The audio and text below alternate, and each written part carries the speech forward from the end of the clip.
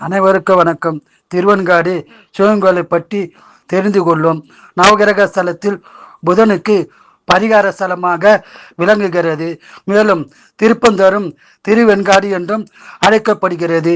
இது மயிலாடுதுறை மாவட்டத்தில் உள்ளது.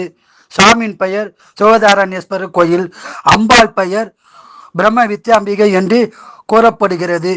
இஸ்தலத்தை பற்றி அப்பர், சுந்தரர், திருஞான சம்பந்தர் பாடி உள்ளார்கள்.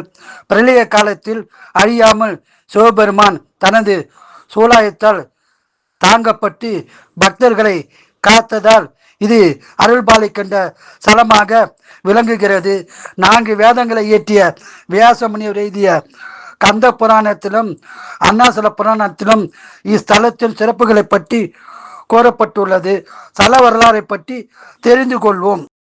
பிடித்திருந்தால் லைக் பண்ணுங்க, ஷேர் பண்ணுங்க, சப்ஸ்கிரைப் பண்ணுங்க, மறக்காம பெல் ஐக்கான் பட்டனை கிளிக் பண்ணுங்க. நன்றி.